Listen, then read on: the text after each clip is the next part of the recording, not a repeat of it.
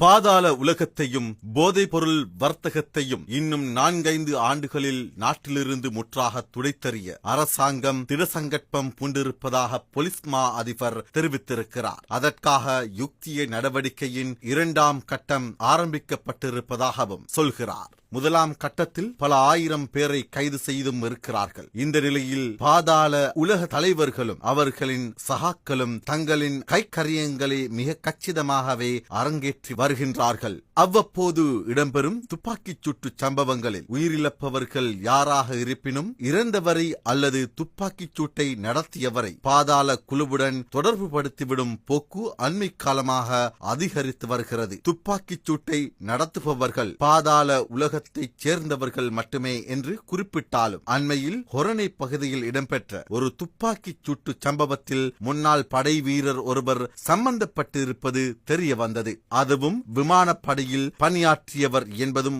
ஊர்ஜிதமானது. இவ்வாறான ஒரு சூழலில் நேற்று பட்டப்பகலில் அத்துருகிரிய பகுதியில் நடந்த துப்பாக்கிச் சூட்டு சம்பவத்தையும் பாதாள உலக கும்பலின் கைவரிசை என்கிறார்கள் போலீசார். அத்துருகிரியவில் உள்ள ஒரு பகுதியில் பச்சை குத்தும் நிலையம் ஒன்றின் திறப்பு விழாவின் போது இந்த துப்பாக்கிச் சூடு நடந்தது. அதில் 55 வயதான பிரபல கோடீஸ்வர வர்த்தகர் கிளப் வசந்த என்கின்ற சுரேந்திர வசந்த பெரேராவும் 38 வயதான மற்றொரு நபரும் உயிரிழந்தனர். வசந்தவின் மனைவியும் பிரபல பாடகி கே சுஜீவா உட்பட 4 காயமடைந்தனர். இதில் பச்சை குத்தும் நிலையத்தின் உரிமையாளரும் அவரது மனைவியும் அடங்குகிறார்கள். வெள்ளை நிற காரில் வந்த துப்பாக்கிதாரிகள் 2 மேல் தளத்திலிருந்த அந்த பச்சை குத்தும் கலையகத்திற்குள் சென்று துப்பாக்கிச் சூட்டை பொழிந்துவிட்டு தப்பிச் சென்றிருக்கிறார்கள். சம்பவத்தில் காயமடைந்த 6 உடனடியாக ஹோமாகம வைத்தியசாலையில் அனுமதிக்கப்பட்டார்கள். எனினும் கிளப் வசந்தவும் மற்றொருவரும் உயிரிழந்து விட்டனர். பாடகி சுஜீவா உள்ளிட்ட 4 ஆபத்தின்றி சிகிச்சை பெற்று வருகின்றார்கள். துப்பாக்கிச் சூடு நடந்த இடத்தில் 60 வெற்று தோட்டாக்கள் கண்டெடுக்கப்பட்டுள்ளன. சூடு நடத்த பயன்படுத்தப்பட்ட T56 ரக துப்பாக்கி ரவைகள் சிலவற்றில் KPI என்ற 3 எழுத்துக்கள் பொறிக்கப்பட்டுள்ளதையும் போலீசார் அவதானித்துள்ளனர். KPI என்பது கஞ்சிப்பானை இம்ரான் என்பதன் சுருக்கம் என்கிறார்கள் போலீசார். அப்படியென்றால் இந்த கொலையை நடத்தியவர் கஞ்சிப்பானை இம்ரானா இருக்கலாம் அல்லது விசாரணையை திசை திருப்பும் நோக்கத்தில் அவ்வாறு செய்திருக்கலாம் என்கிறது போலீஸ்.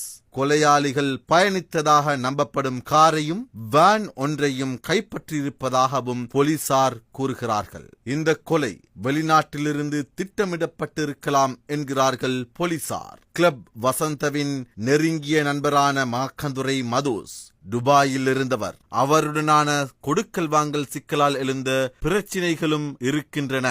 மதுஸ் இலங்கைக்கு கொண்டு வரப்பட்டதன் பின்னர் போலீசாருடன் ஏற்பட்ட துப்பாக்கிச் சமரில் கொல்லப்பட்டார். அதன் பின்னர் கஞ்சிப்பானை இம்ரான் மதுசுக்காக வஞ்சம் தீர்த்திருக்கலாம் என்று ஊகிக்கிறது போலீஸ். கஞ்சிப்பானை இம்ரான் வெளிநாட்டிலிருந்து தனது சகாக்களூடாக ஒப்பந்தம் கொடுத்திருக்கலாம் என்ற கோணத்தில் தற்போது விசாரணைகள் நடக்கின்றன. மாக்கந்துரை மதுசுக்கும் கிளப் வசந்தவுக்கும் இடையிலான சுமார் 70 கோடி ரூபாய் கொடுக்கல் வாங்கல் இருப்பதாகவும் இந்த பணத்தை இம்ரான் ஊடாக கேட்டபோது அவர் தன்னிடம் பணம் இல்லை என்று சொன்னதாகவும் அந்த கோபத்தில் கஞ்சிப்பானையே வசந்தவை போட்டு தள்ளுவதற்கு ஏற்பாடு செய்திருக்கலாம் என்றும் சந்தேகிக்கப்படுகிறது. பச்சை குத்தும் கலையகத்தின் உரிமையாளருக்கு துபாயிலிருந்து 10 லட்சம் ரூபாய் அவரது வங்கிக் கணக்கில் வைப்பிலிடப்பட்டிருப்பதாகவும் அது கொலைக்கான முற்பணமாக இருக்குமா என்பது பற்றியும் போலீசார் விசாரணை நடத்துகின்றனர்.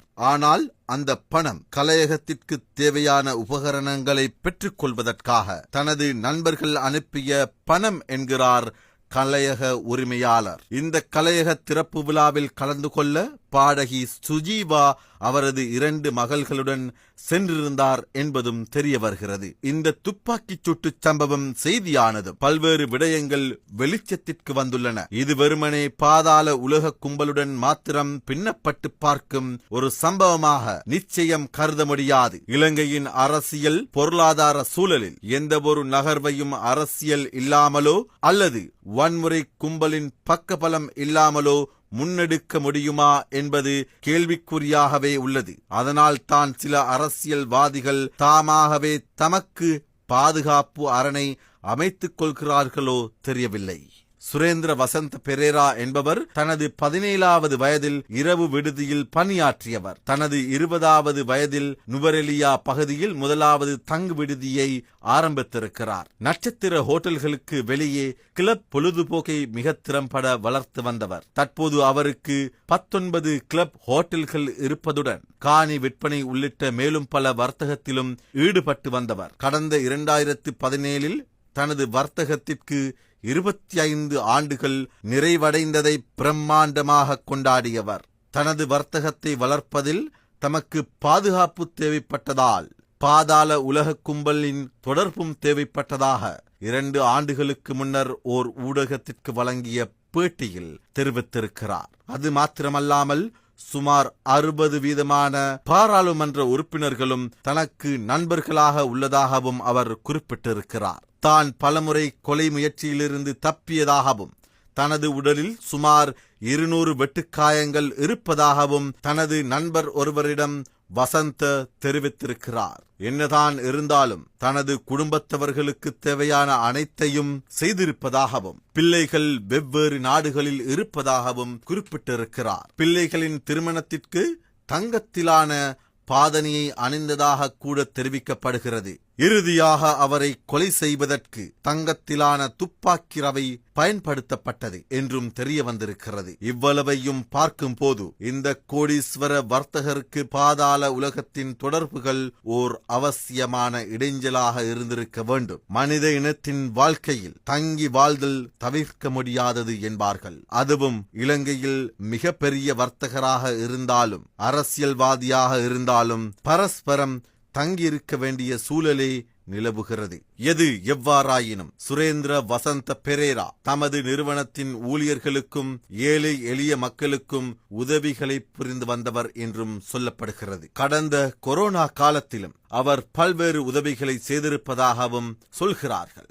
இத்தகைய ஒருவரை பாதாள உலக குழுவுடன் தொடர்பு படுத்தியும் பணத்தை ஏப்பம் விட்டார் என்றும் குற்றஞ்சாட்டியும் தெரிவிக்கப்படும் கருத்துக்கள் தீவிர போலீஸ் விசாரணையிலேயே தெரிய வரும். அந்த தெளிவுக்காக காத்திருப்போம்.